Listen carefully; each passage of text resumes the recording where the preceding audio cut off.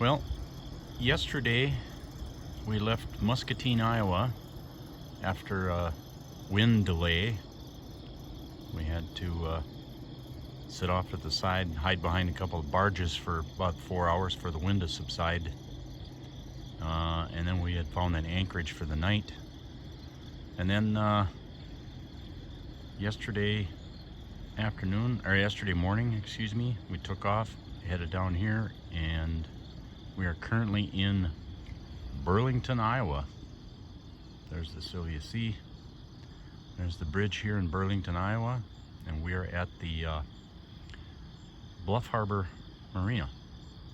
As you can see, this water is so low, just like it is on most of the rivers around here, that we had a very tough time getting into the marina and up to the gas dock. It was only maybe a foot deep and about 3 feet of mud underneath of that. And our boat currently is sitting, it's floating, but I would estimate there's only maybe a foot of water under the bow here. So not much space. We just finished up a breakfast of some scrambled eggs and bacon and tidying up a few things. We'll be getting underway shortly, and today our goal is Keokuk, Iowa, which is just about at the end of the Iowa border. And then our plan is to tomorrow keep heading downstream. We'll probably find an anchorage somewhere and then make it to Quincy, Illinois, and then after that we're heading to Alton, Illinois, which is right across the river from St. Louis. I thought it'd be fun to throw in a little maritime trivia on this trip as we go along and just kind of explain a little bit more about some common phrases that we use in our daily language on a day-to-day basis, and really don't realize that there's a maritime meaning behind it, or origin behind it. And one that came to light here this morning as I was walking down the dock was to tie up loose ends. I mean, we use it probably in business a lot. Well, I'll get to the meeting as soon as I tie up these loose ends, or I'll be there, give me a couple minutes, I gotta tie up a few loose ends. Well, I happened to look down at the dock here of this boat next to us, and this is what prompted me to talk about loose ends. So to tie up loose ends actually is a old sailing phrase that was used aboard sailing vessels when the captain wanted the ship tidied up and put in ship-shape condition. He'd holler out that he wanted to tie up all loose ends.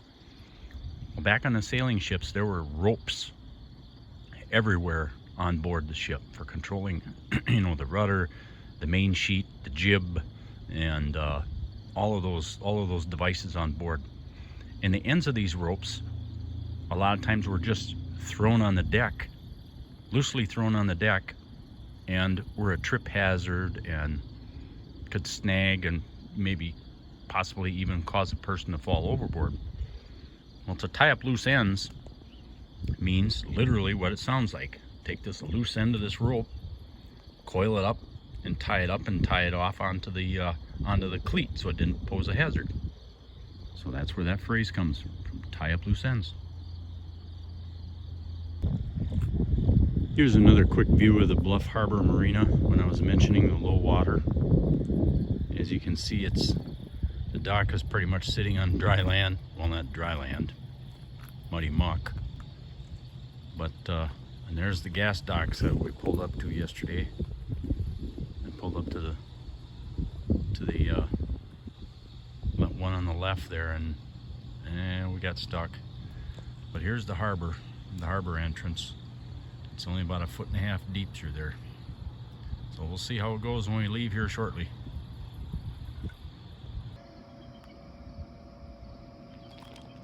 Here's a device that you'll see at larger boat docks, boat marinas. Sometimes it's called a lift, a travel lift. What it is a mobile crane that's used to lift boats out of the water.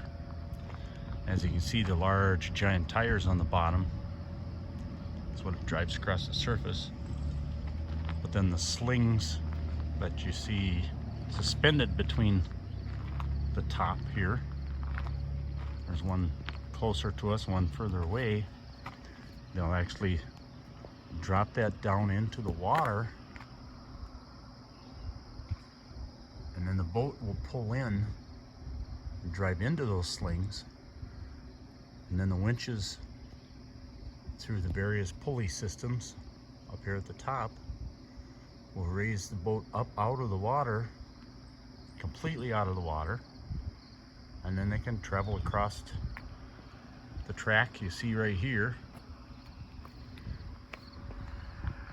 out onto the parking lot, and then pick it up and put it someplace to be repaired, restored, or even put on a semi-trailer, or in the case of the Godfather there, being put up on the hard for repair.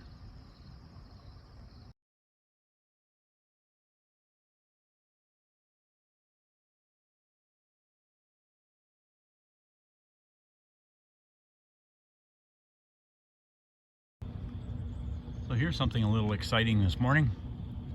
We are going through lock and dam number 19, which is in Keokuk, Iowa.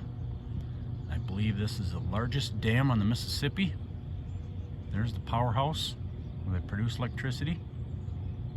In fact, from here I can even hear the power lines humming. And then there's part of the dam. Most of the dam is on the other side of the powerhouse there. It must be a half a mile long. And then here's where the locks are. We're just waiting for the lockmaster to refill the chamber so we can get in. See the red light there? We're waiting for the green light. And one really interesting fact about this dam is the drop in this dam, or what they call the, I believe the drawdown or the drop, from the upstream side to the downstream side is 38 feet. That's how far down we will be going here today. So it should be interesting.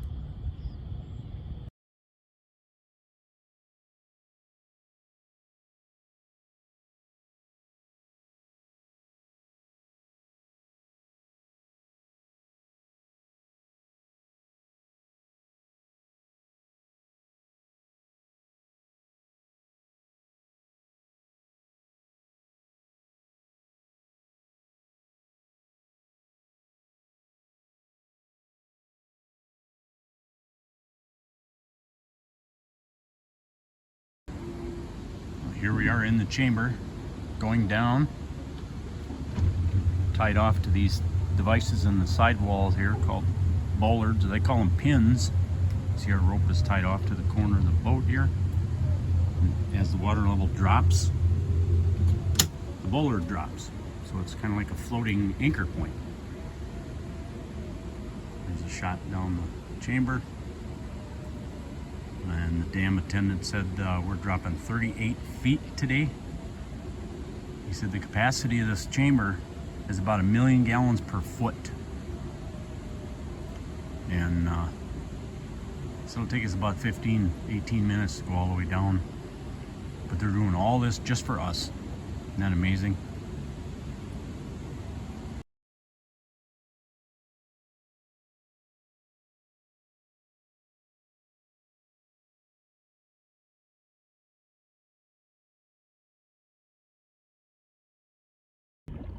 So here's a good example, and I mentioned this in the earlier videos about wing dams and how they were long fingers of rock that stick out from the bank, and a lot of times you can't see them. Here's a very good example right here of how you can identify a wing dam. Where you see to the left there, the water is fairly smooth, and then you see that line that kind of cuts across there. That is the edge of the wing dam. As the water goes over the top of it, it gets interrupted by the rocks and everything, so it makes the water start to tumble and be turbulent. And that's how you can identify where wing dams are, by just using your eyes looking out across the water. I know there's another saying that captains and mariners use when you see water like that that gets all just ripply and everything.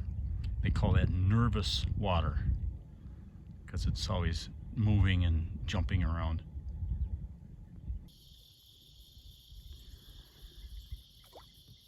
"6:20 in the morning. We're at mile marker 255, about 11 miles up from Lock and Dam number 25, which we'll be heading that way this morning shortly.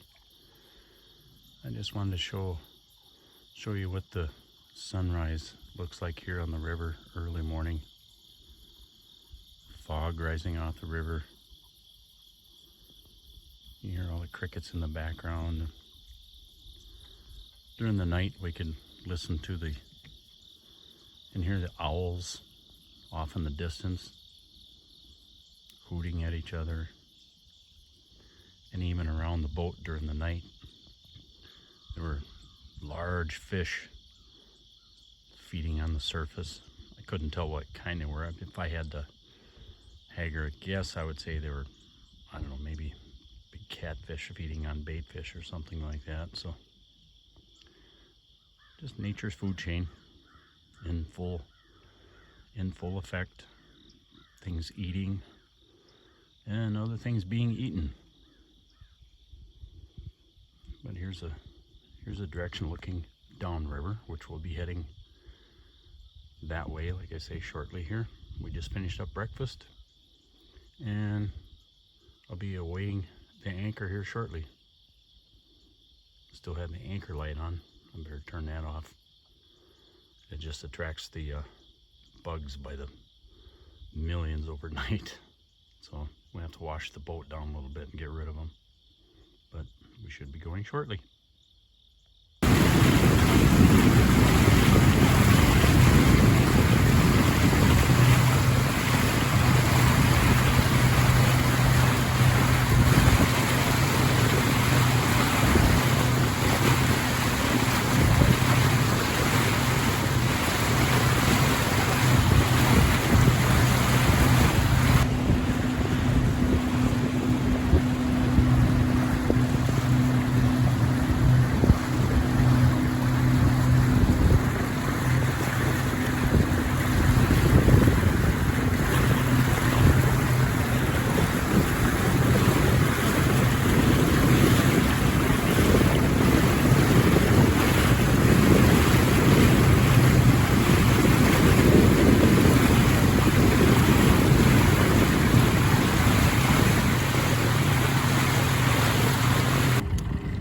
Just passed through Grafton, Illinois, which is the city right over there, and the Illinois River actually, the mouth of the Illinois River actually comes into the Mississippi right there. If you look downstream here just a little bit further, you can see the topography, the geology is starting to change. It's going to be a little more pronounced limestone cliffs. Not sure what highway that is. But this is looking east.